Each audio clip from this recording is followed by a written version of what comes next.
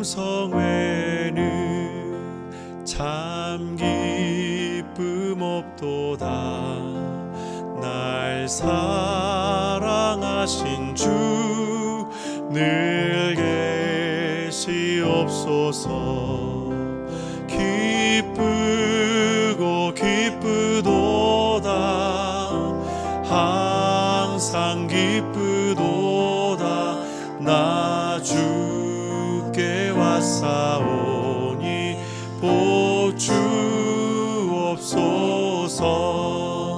나 주께 왔으니 복 주시옵소서.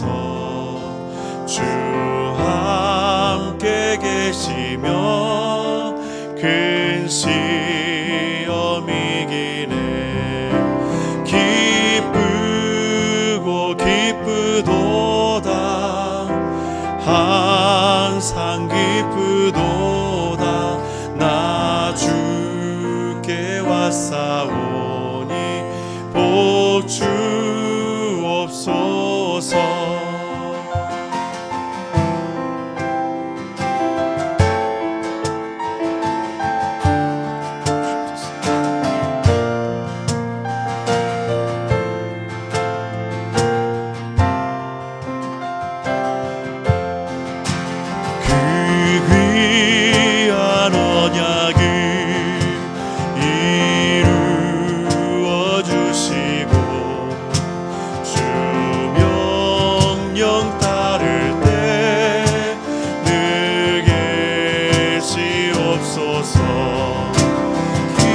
기쁘고 기쁘도다.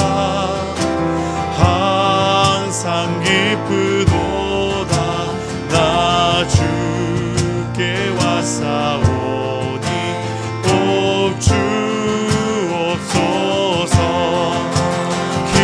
기쁘고 기쁘도다. 항상 기쁘도다. 나 주께 왔사오니 복 주옵소서. 하늘에 나는 새도 주 손길 돌보시네. 온 땅에 충만한 주 사랑으로 내 마음을 덮으소서. 주 나를 부르셨네. 주의 영광 위에 모든 사랑 이끄소서. 주의 영광으로 주 말씀 향하여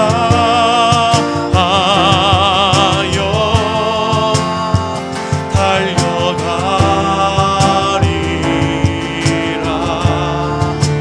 힘도 아니 능도 아니 오직 성령으로 주 얼굴 향하여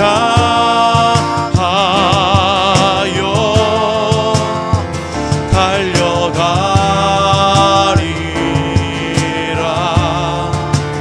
모두의 영광 안에 살게 하소서.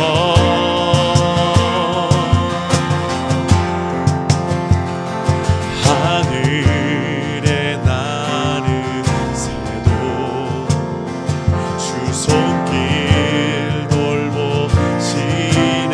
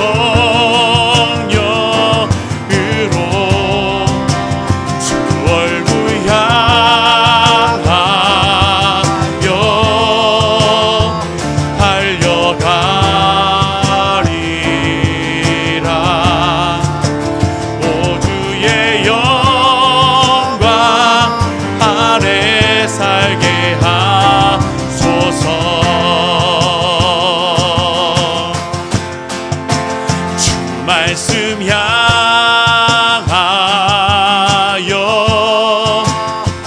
달려가리라.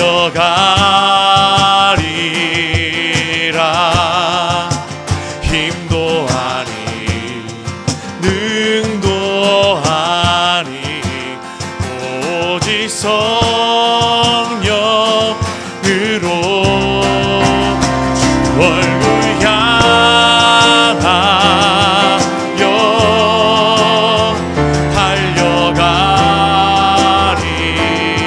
달려가리라. 주의 영광 안에 살게 하소서.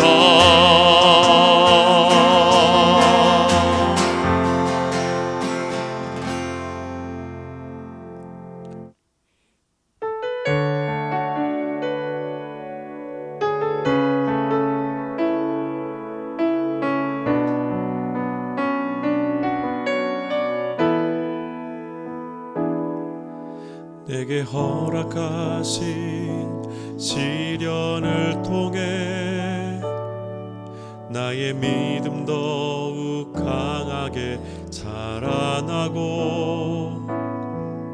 험한 산과 골짜기 지나는 동안 주께 더 가까이 나를 이끄시네.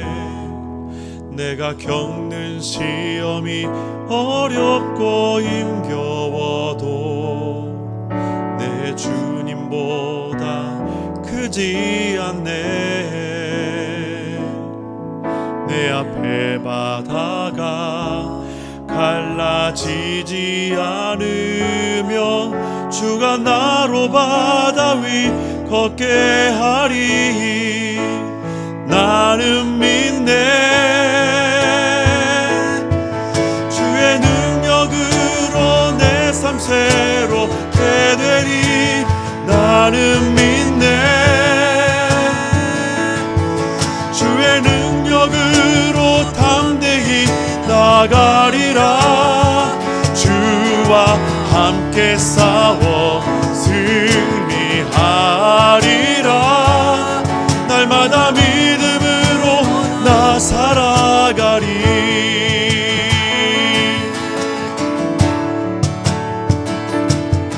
내게 허락하신 시련을 통해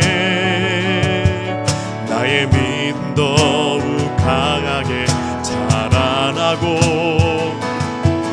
험한 산과 골짜기 지나는 동안 주께 더 가까이 나를 이끄시네.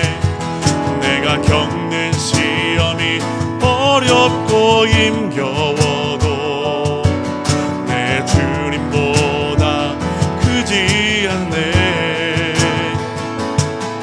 내 앞에 바다가 갈라지지 않으며 주가 나로 바다 위 걷게 하리. 나는 믿네. 주의 능력으로 내 삶 새롭게 되리. 나는 믿네.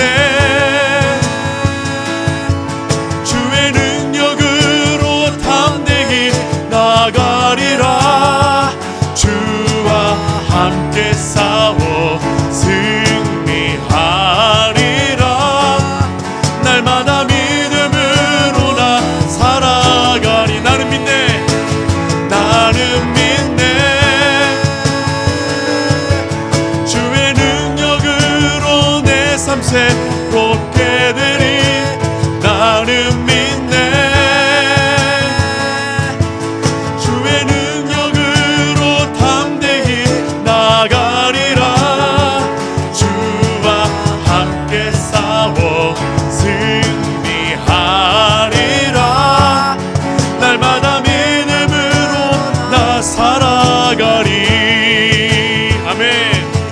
전능하신 나의 주 하나님은 잊지 못하실 일 전혀 없네.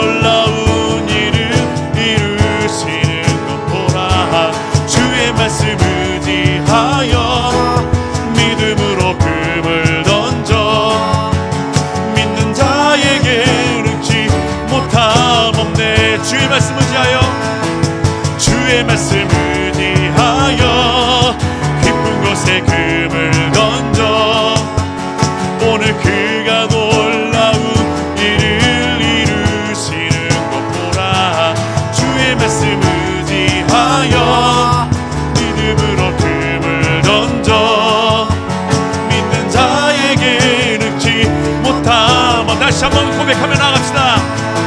주의 말씀 의지하여 깊은 곳에 금을 던져 오늘 그가 놀라운 일을 이루시는 것 보라. 주의 말씀 의지하여 믿음으로 금을 던져 믿는 자에게 능치 못한 성령님 오셔서 우리를 도와주시옵소서. 성령이 오셨네, 성령이 오셨네, 내 주에 보내신 성령이 오셨네.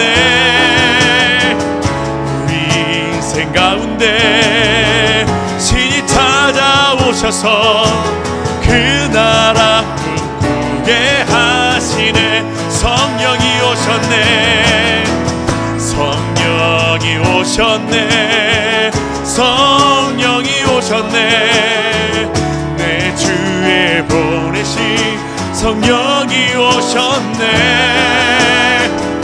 우리 인생 가운데 친히 찾아오셔서 그 나라 꿈꾸게 하셨네. 성령이 오셨네, 성령이 오셨네, 내 주에 보내신 성령이 오셨네. 우리 인생 가운데 친히 찾아오셔서 그 나라 꿈꾸게 하시네. 성령이 오셨네, 성령이 오셨네, 성령이 오셨네, 내 주에 보내신 성령이 오셨네. 우리 인생 가운데 친히 찾아오셔서 그 나라 꿈꾸게 하시네. 시간에 기도하기 원합니다. 성령 아버지 하나님 오시옵소서. 우리 가운데 임재하여 주시옵소서. 우리가 아버지를 구하지 못하고 주님 앞에 아버지 하나님 기도하지 못한 우리의 무릎을 꿇게 하여 주시옵소서. 우리의 입술이 열리게 하여 주시옵소서. 주님 앞에 다시 한번 나아갈 수 있도록 인도하여 주시옵소서. 말씀과 기도와 말씀 주님 앞에 나아가는 모든 예배를 통하여서 주여 우리에게 응답하여 주시옵소서. 시간 함께 성령의 임재하심을 간구하면서 기도하며 나아가기 원합니다. 기도하겠습니다. 아버지 하나님도 오시옵소서. 주님 아버지 하나님 함께 주시옵소서. 하나님 아버지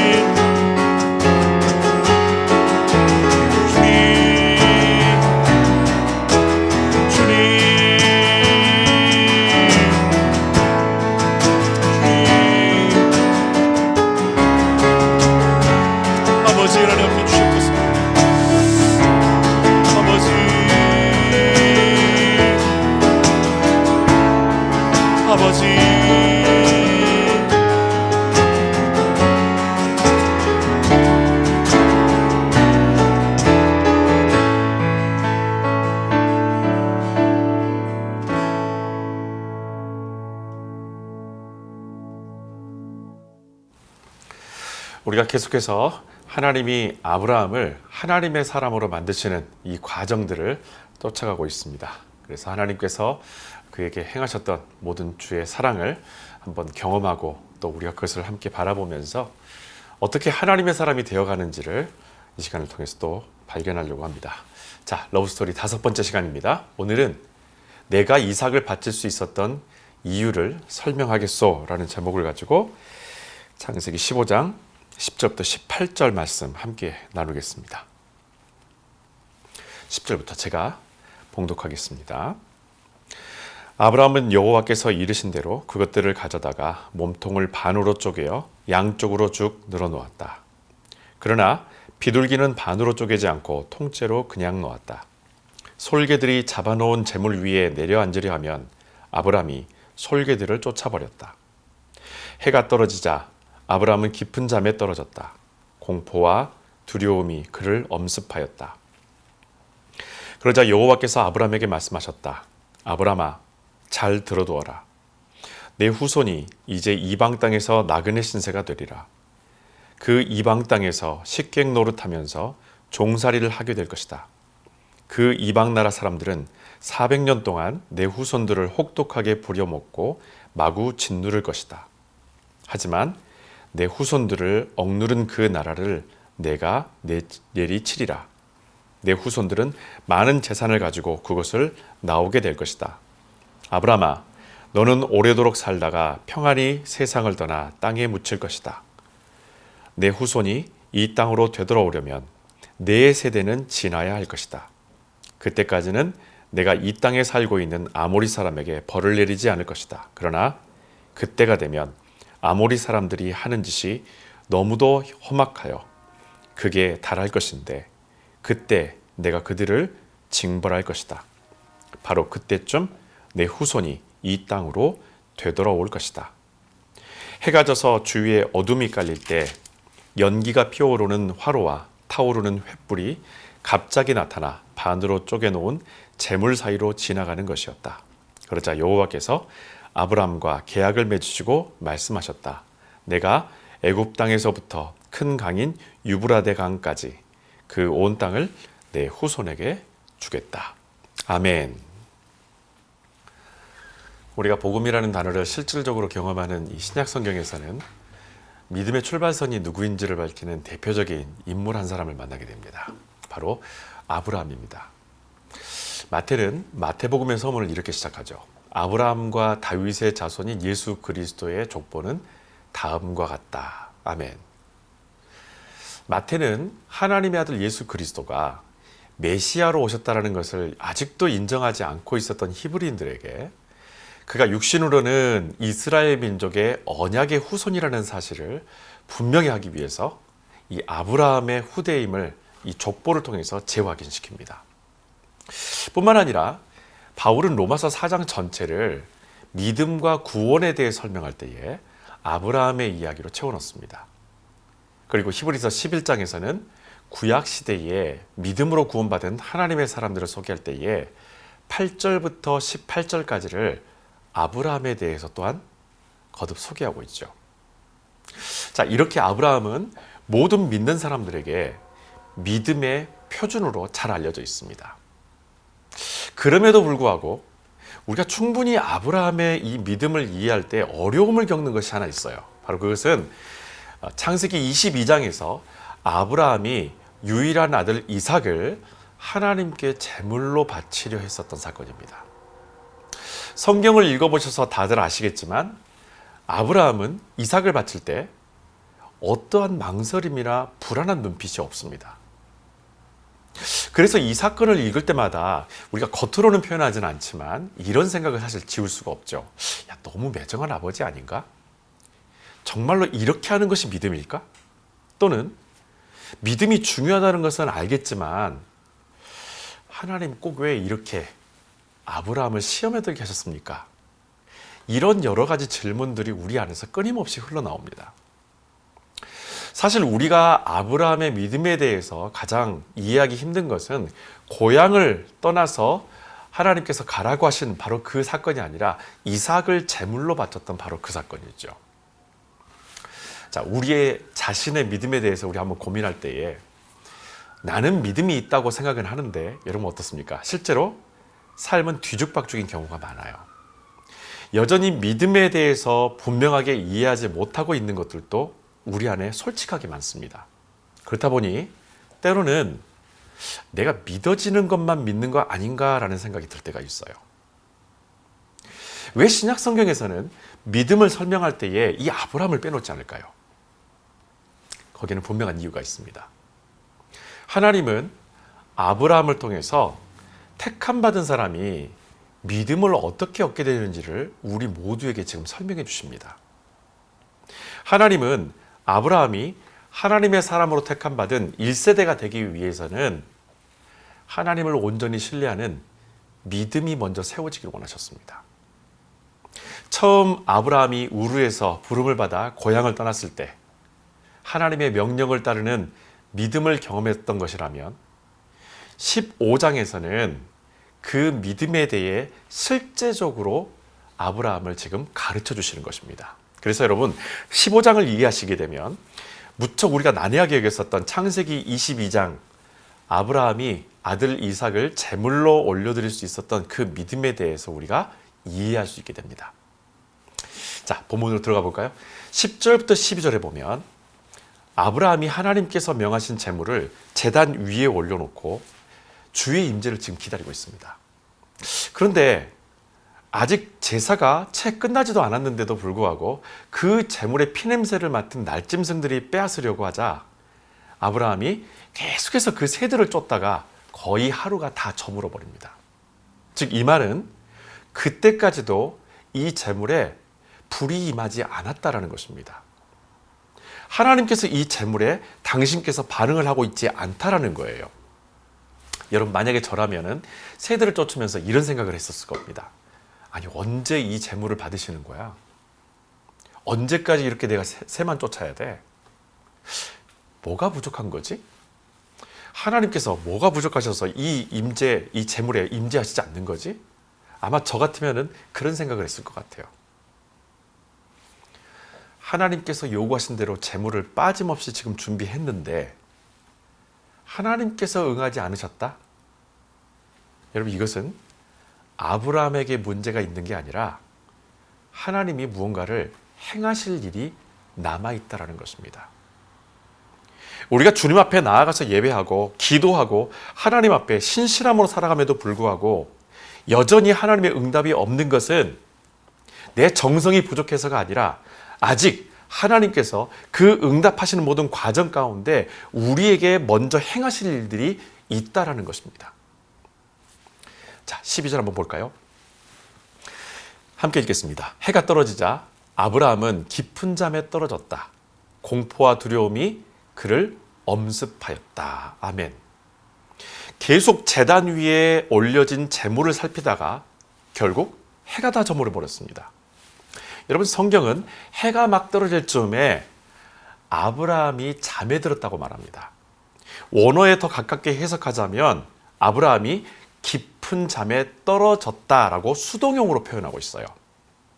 즉 아브라함이 잠든 것은 피곤했거나 쉬고 싶은 자신의 의지 때문이 아니라 하나님께서 아브라함에게 무엇인가를 아주 중요한 일을 행하시기 위해서 잠들게 하셨다라는 것입니다. 마치 아담을 잠들게 하셔서 그의 갈빗대를 취하여 하와를 만드신 것 같은 바로 그 상황입니다. 그런데 여기서 우리는 아니 이렇게 중요한 일인데 하나님께서 굳이 아브라함을 잠들게 하셨을까? 이런 질문이 생기는 거예요. 여러분 구약의 선지자들이나 대부분의 이 성경 인물들이 메시지를 받을 때에 그들 스스로 그냥 잠에 그냥 빠져들었거나 아니면 깨어있는 상태에서 환상이나 음성을 듣게 됩니다. 사실 그들에게 비하면 아브라함은 지금 아주 특별한 방식으로 하나님의 계획과 메시지를 받습니다. 조금 더 적극적으로 말하면 하나님께서 아주 특별한 방법으로 믿음이 무엇인지를 지금 아브라함에게 가르쳐 주시고 있는 겁니다. 하나님은 하나님 나라의 확장을 위해서 우리 모두를 위한 계획과 뜻을 갖고 계시죠. 그래서 예수님은 우리에게 기도를 가르쳐 주시면서 아버지의 뜻이 하늘에서와 같이 땅에서도 이루어지도록 기도하라고 말씀하십니다. 여러분 이때 구하는 자에게 반드시 배제되어야 되는 것이 있어요. 바로 우리의 판단과 의지입니다. 하나님께서 지금 이 상황에서 왜 이런 것을 원하시는지 이해하기 힘들 때가 분명히 있어요. 하나님께서 왜 나에게 이것을 자꾸 요구하시는지, 왜 이 상황에서 나만 이렇게 해야 되는지 우리는 그 상황 가운데 하나님의 요구가 정말 이해하기 힘들 때가 많습니다. 이때 우리는 자신의 판단과 의지와 조급함이 말씀에 대한 믿음의 순종 앞에서 충돌한다는 것을 느끼게 되죠. 아브라함이 하나님의 사람으로서 이스라엘의 첫 믿음의 열매가 되기 위해서 하나님이 지금 일방적으로 일하고 계십니다. 여러분, 믿음은 내 의지와 판단이 하나님의 주권 아래 묶여지는 것이 바로 믿음입니다. 내가 믿어야겠다라고 결단해서 믿음이 생기는 것이 아닙니다. 하나님은 당신이 계획하신 일을 우리가 감당해야 할 때에 우리의 이 얕은 의지와 판단력을 필요로 하지 않으십니다. 우리가 전적으로 그분에게 속해 있을 때를 믿음이라고 말하는 거예요. 그래서 하나님은 아브라함을 당신의 의지로 잠잠히 잠들게 하셔서 그의 의지와 노력을 멈추게 하십니다. 여러분, 하나님은 아브라함을 이렇게 잠들게 하시고 그에게 환상을 보여주시는데 그 환상으로 인해서 아브라함은 공포와 두려움을 겪습니다. 자, 지금부터 이 전 과정을 창세기 22장과 비교해 가면서 한번 따라가 보도록 하겠습니다.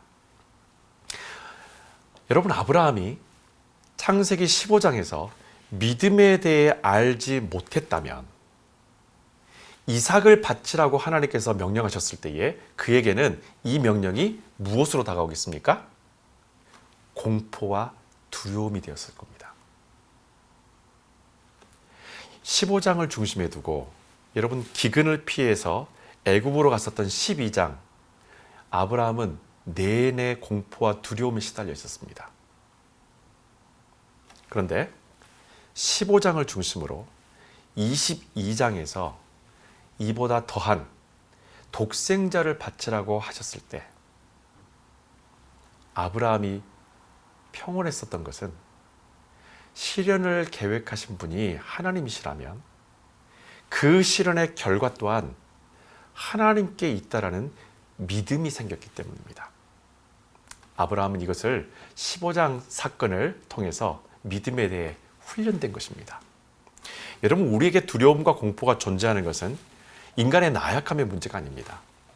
어느 정도 의지적으로나 성격적으로 잘 참아내고 내색하지 않는 사람들 많습니다. 성경은 우리에게 잘 참아내는 방법을 가르치지 않습니다. 하나님의 말씀은 우리에게 승리하는 믿음을 가르쳐 주십니다. 아브라함이 보고 공포와 두려움을 느꼈던 환상이 무엇인지 13절에서 하나님은 이것을 직접 설명까지 해주십니다. 다 같이 읽습니다. 그러자 여호와께서 아브라함에게 말씀하셨다. 아브라함아, 잘 들어두어라. 내 후손들이 이제 이방 땅에서 나그네 신세가 되리라. 그 이방 땅에서 식객 노릇하면서 종살이를 하게 될 것이다. 그 이방 나라 사람들은 400년 동안 내 후손들을 혹독하게 부려먹고 마구 짓누를 것이다. 아멘. 아브라함은 고통받는 수많은 사람들의 고통과 비명 섞인 환상을 봅니다. 그런데 하나님은 그들이 너의 후손이라고 말씀하세요. 하나님의 사람도 고통을 받게 될 것이라는 것을 알게 하십니다.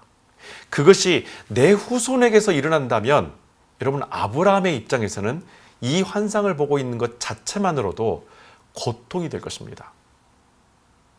하나님은 믿음이 있어도 누구든지 시련을 겪을 수 있다는 사실을 아브라함에게도 분명하게 보여주십니다. 다만 그것이 언제가 될지는 모르지만 피할 수 없다라는 것 하나만은 분명하다라는 거예요. 지금 하나님은 400년 뒤에 있을 엄청난 그 사건에 대해서 아브라함에게 말씀해 주고 있습니다. 그런데도 이것이 아브라함에게 직접적인 공포와 두려움으로 다가왔던 것은 내 후손의 고통이었기 때문입니다. 하지만 하나님은 아브라함에게 하나님의 계획이 무엇인지를 이어서 말씀해 주시죠. 자, 14절을 보겠습니다. 하지만 내 후손들을 못 살게 군 그 나라를 내가 내리치리라. 아멘. 하나님은 아브라함의 후손들을 고통 가운데 억누른 나라에 대해서 내가 직접 내리치리라는 승리를 약속하십니다. 그리고 이 시련을 이겨낸 주의 백성들은 더 많은 은혜를 경험하게 될 것을 하나님께서 약속하시죠. 아브라함이 이삭을 바치라는 하나님의 명령을 처음 들었었을 때 아무런 동요를 보이지 않았던 것은 그가 매정에서도 아니고 광신자에서도 아닙니다.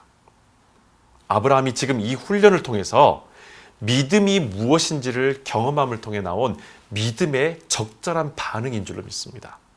비록 하나님께서 유일한 혈육인 이삭을 제물로 바치라 하셨지만 하나님은 당신의 백성을 반드시 건져내신다는 것을 알고 있었기 때문에, 그 약속을 들었었기 때문에 아브라함은 이삭을 데리고 모리아 땅으로 갔던 겁니다. 여러분, 우리의 믿음은 하나님께서 당신의 자녀를 반드시 구원하신다는 것을 믿는 것입니다. 이삭을 바치기 위해서 모리아 땅으로 가는 아브라함이 이렇게 평온했던 것은 우리를 넘어지게 하는 모든 두려움을 하나님께서 반드시 내리치시고 하나님은 내 아들을 구원해 내신다라는 그 믿음을 아브라함이 지금 갖고 있었기 때문입니다. 그리고 이 일을 통해서 하나님은 우리에게 더 큰 은혜를 부어주실 것을 마음으로 깊이 믿었었습니다.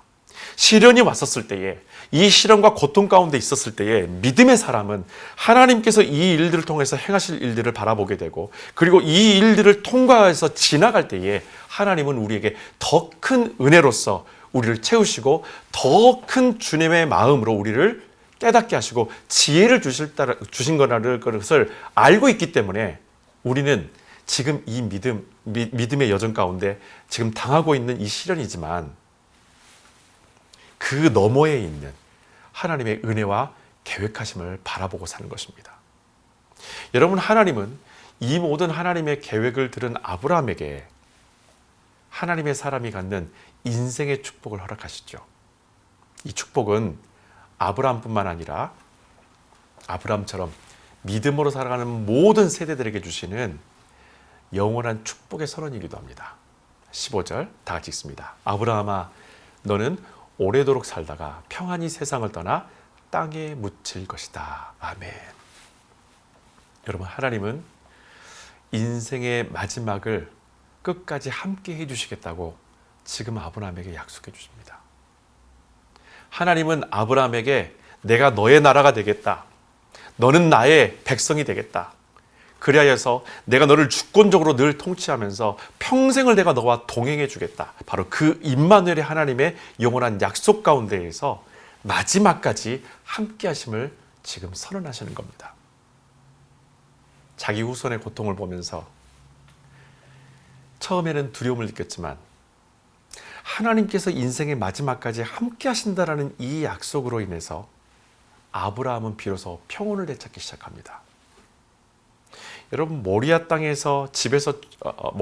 도착해서 아들 이삭을 제단 위에 두고 이제 칼을 높이든 아브라함의 마음속에는 지금 이 믿음이 그대로 담겨져 있습니다. 우리 하나님께서 내 아들과 끝까지 함께 하시고 우리 부자에게 평강 주실 것을 나는 믿는다라는 그 확신이 지금 아브라함에게 있었던 겁니다. 여러분, 아브라함의 이야기 중에 가장 극적인 장면에서 담담하면서도 누구도 흔들림이 없었던 것은 바로 이 믿음을 아브라함이 갖고 있었기 때문입니다. 하나님께서 우리에게 주신 믿음은 평강입니다. 우리가 평생을 인생에 살아가는 동안에 결코 비참하게 끝나지 않도록 하시는 이가 아버지 하나님이신 줄로 믿습니다. 왜냐하면 그는 우리와 늘 함께 하심으로 말미암아 우리가 하나님의 영원한 나라에 이를 때까지 동행하시고 붙들어 주시고 깨닫게 하시고 주의 그 길을 인도하셔서 반드시 승리케 하시기 때문입니다. 여러분, 베드로가 무리를 걸으시는 예수님께 나도 한번 걸어보고 싶다고 요구를 합니다. 그리고 주님이 그래, 너도 한번 걸어보렴. 이렇게 한번 와보렴. 그렇게 해서 조금 걸어가다가 물결이 치는 투명하면서도 시커먼 그 물길을 보면서 수면으로 깊이 빠져듭니다. 여러분, 우리는 믿음의 칼끝에서 서서 살아갑니다. 하나님은 절대 실수하지 않으시죠. 아브라함은 자신의 칼끝에 믿음을 둡니다. 네, 하나님은 우리에게 끝까지 평강을 주실 것이라는 그 마지막 믿음을 그 칼 끝에 아브라함은 뒀다라는 거예요. 공포와 두려움의 환상은 점점 더 감사와 기쁨의 축제로 변해가기 시작합니다. 하나님은 아브라함에게 분명한 두 글자로 그를 택하셨던 당신의 계획을 말씀하십니다. 꼭 그것은 내 후손이라는 단어입니다. 자, 16절 다 같이 읽습니다. 내 후손이 이 땅으로 되돌아오려면 네 세대는 지나야 할 것이다. 아멘. 이삭을 바치라고 하셨을 때부터 제단에서 칼을 들었을 때까지 아브라함은 내 후손이라는 단어를 잊은 적이 없습니다. 아들 이삭을 얻는 과정에서도 하나님은 아브라함과 사레에게 내 후손이라는 약속을 거듭해서 기억하게 하십니다. 그래서 그들이 결코 낙심하지 않도록 하나님의 계획하심이 변함이 없다는 것을 하나님은 계속 주지시키신다는 거예요. 하나님은 아브라함에게 이것을 통해서 믿음은 약속이라는 것을 가르쳐 주십니다. 여러분, 성경은 우리에게 하나님께서 우리의 삶 속에서 반드시 이루신다는 약속의 말씀으로 가득 차 있습니다. 믿음으로 순종하는 자에게 반드시 이루신다는 약속이 바로 하나님의 말씀입니다. 여러분, 그래서 하나님의 말씀은 이루어지지 않은 것이 하나도 없습니다. 이스라엘의 역사뿐만 아니라 다니엘을 통해 세계사가 어떻게 변할 것인지도 하나님은 말씀하셨던 것처럼 그분의 말씀에서 이루어지지 않은 것이 지금까지 단 하나도 없습니다. 여러분, 때로는 우리는 이렇게 생각을 해요. 믿음이라는 것은 내가 하나님께 드리는 것, 내가 일방적으로 하나님에 대해서 이렇게 여기는 것, 나의 행동, 나의 어떤 모습들, 태도들, 이런 것을 통해서 내가 믿음이 있다, 이것이 믿음이다라고 생각을 합니다. 그러나 여러분, 믿음이라는 것은 하나님께서 우리 안에서 상호작용으로 역사하시는 것입니다. 나만 일방적으로 믿는 것이 아니라 하나님께서 나로 하여금 그 믿음을 먼저 허락하심으로 인해서 내가 그 확실한 믿음 가운데 거함으로 하나님께서 일하심과 하나님의 살아계심을 우리가 경험한다는 거예요. 여러분, 아브라함은 바로 그 하나님을 믿었습니다. 15장에서 믿음을 심어주심으로 아브라함은 이삭과 함께 믿음의 조상으로서 믿음의 유산을 당당히 물려준 하나님의 사람이 된 것입니다. 이렇게 하나님의 완전한 계획을 통해 믿음을 부어주신 이 하나님이 비로소 그 제단에 드디어 임하시게 됩니다. 자, 17절 다 같이 읽습니다. 해가 져서 주위에 어둠이 깔릴 때 연기가 피어오르는 화로와 타오르는 횃불이 갑자기 나타나 반으로 쪼개놓은 재물 사이로 지나가는 것이었다. 아멘. 처음에 재물을 이미 준비해서 주님께서 임하시겠지, 하나님께서 말씀하신 대로 다 그대로 정확하게 준비했으니까 비둘기는 쪼개지 않고 있는 그대로 놔두면서 하나님께서 말씀하신 그대로 최선을 다해서 준비했으니까 금방 오시겠지. 그런데 오시지 않고 거의 밤이 다 되어서 해가 져버린 이 시간 가운데 언제 임하실지 모르는 그런 기다림에 지쳐 있었던 이 아브라함에게 하나님께서 그를 잠들게 하시고 하나님의 뜻을 알게 하셔서 믿음이 무엇인지를 깨닫게 하심으로 하나님께서는 당신이 지금까지 그곳에 임하시지 않았던, 그 불로 임하시지 않았던 분명한 이유를 아브라함이 알게 하시고 경험하게 하십니다. 언제 불이 임하시나 새해를 쫓던 아브라함은 말씀과 함께 준비했던 재물 위에 임하신 주의 임재를 보면서 모든 제단은 주께서 임하시고 그가 주인이시라는 것을, 그리고 주께서 임하실 때까지 그것은 여전히 예배 중이라는 것을 깨닫게 됩니다. 하나님은 이삭을 잡기 위해 높이 칼을 든 이 아브라함의 손을 멈추게 하시고 하나님께서 준비하신 양을 아브라함과 이삭이 제물로 드려서 예배하게 하십니다. 여러분, 예배는 우리가 만들어서 드리는 것이 아닙니다. 예배는 이미 하나님께서 먼저 만드셨습니다. 우리가 예배할 처소가 무엇인지를 먼저 말씀하셨고, 어떻게 예배해야 되는지를 말씀하셨고, 어떻게 죄 사함을 받아야 되는지를 하나님께서 이미 꼼꼼히 다 말씀해 주셨습니다. 우리는 그 말씀에 따라서 예배하고 있는 것입니다. 이렇게 아브라함과 이삭이 하나님 앞에 온전한 예배를 드림으로 그 제단의 예배를 통해서 모든 일을 이루심을 아브라함은 이제 알게 됐죠.